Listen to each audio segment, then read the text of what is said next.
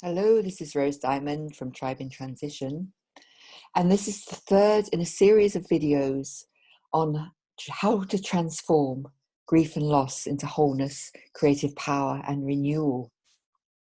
So yesterday I was talking about some of the ways in which the culture has taught us to avoid or bypass our grief.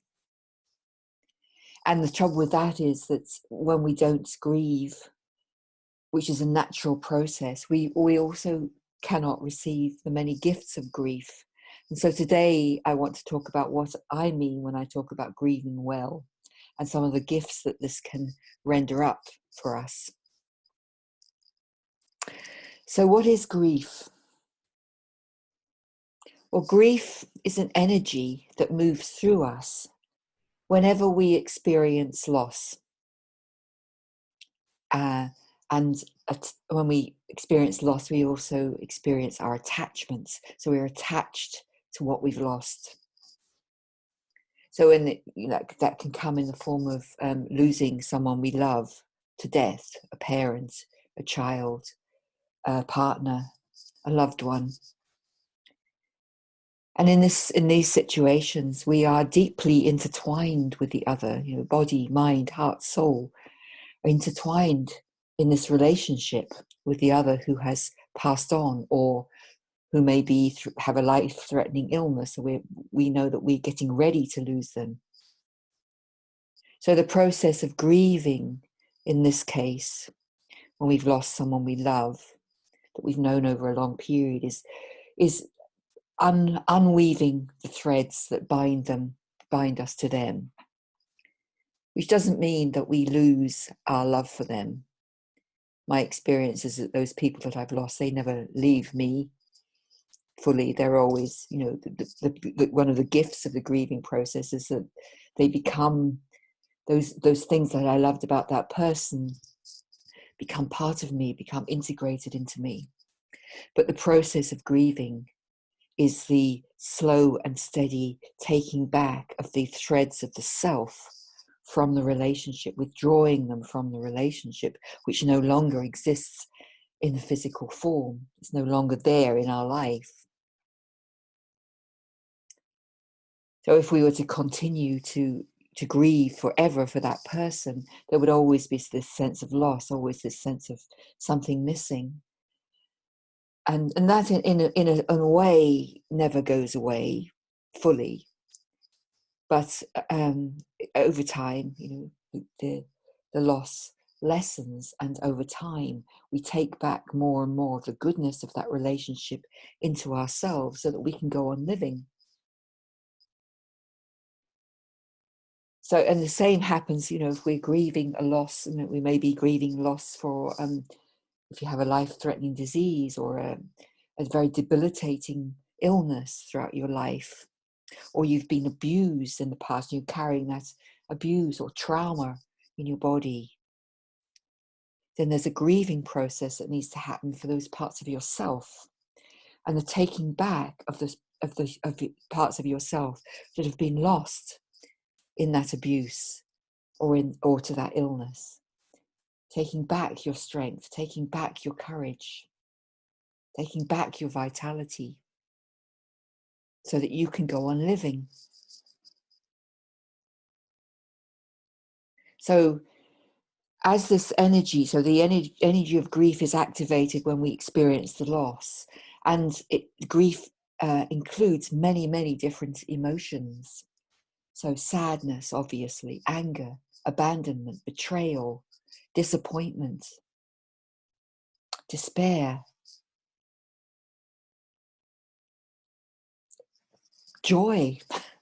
After my mother died, there were days when I experienced, it felt like I'd been kind of hit on the head with a hammer, and I felt quite stunned and very desperately sad and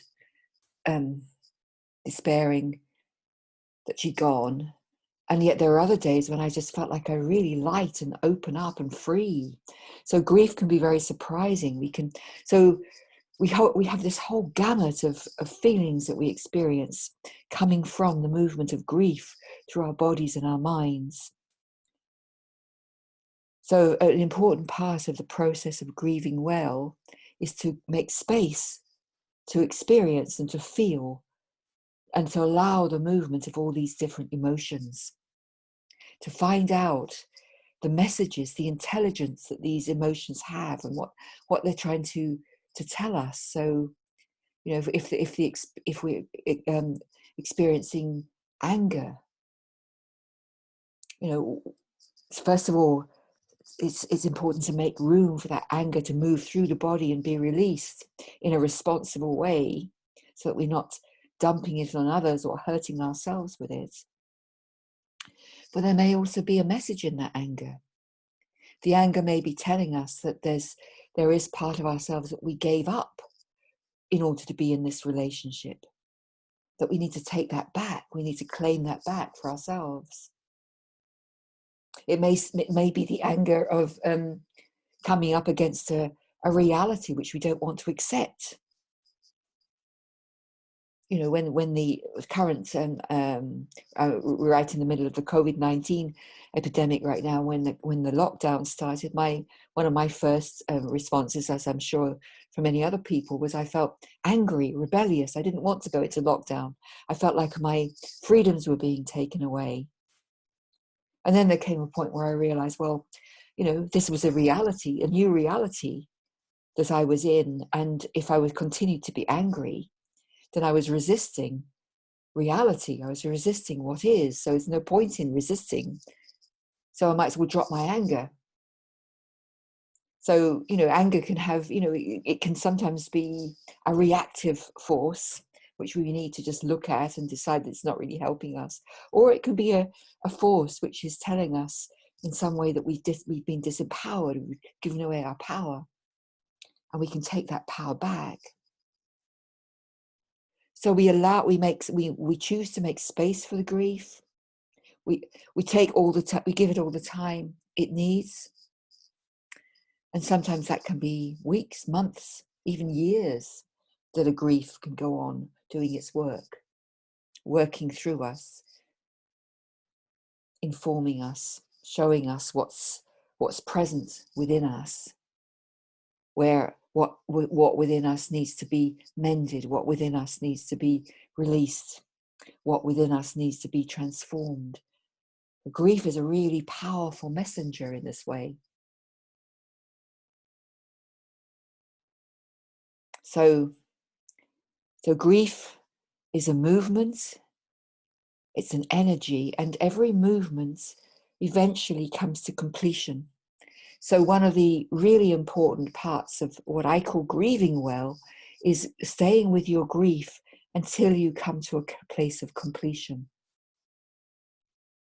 And only you will know when that is. So in my recent grieving following the death of my closest friend and my brother, the grieving process took three or 4 years. And it took me not just into my personal grief, but into just feeling into transpersonal grief, the grief that we all share. Became very aware that the more I was able to give time and space, attention, awareness to my own grief, the more I was connecting in with a shared humanity. And that although, you know, on the top level, everything appeared to be very personal, that most of the stuff that I was experiencing was not just my experience, it's experience shared by everyone. We all grieve. Every human being grieves. Every human being experiences losses. And this is when I started to understand that grief can be a vehicle for transformation and evolution. Because the more we're willing to stay with our grief and empty out what's no longer life-giving for us, and create stronger identification with what is life-giving for us, the more we choose life, the more we're actually helping our whole species to move forward, or laying down new tracks for the species through this process of enlightening ourselves by burdening ourselves from our grief, not just from this present grief, because I think why my process over the last few years has been so intense is because there had been other griefs. Both my parents had died, for example. And of course, I had grieved to a certain extent. But on this occasion, I was ready to make this really deep dive down to the bottom of my grief, to really clean out the whole well, to connect back with the wellspring that had been clogged up by all this accumulated grief of a lifetime, or maybe many lifetimes. So when you allow this movement of grief to completion, that's when you can really receive all the gifts of grief, and there are many. So this enlightening process, lightening up ourselves, making more space in ourselves for life, for joy. Compassion is another really, really valuable gift of grief, forgiveness and compassion. Because in the grieving process, it's essential that we let go of the disappointments, the bitterness, the frustrations of a relationship, for example. That we forgive ourselves for the times when we have hurt another, or not been there for another, or not cared enough. That we forgive them for the ways that they have not cared for us in the ways that we would like to have been cared for. Forgiveness is a letting go of this constricted, angry, bitter, resentful energy of not having what we want, not being given what we want. Making space for the life force to move through.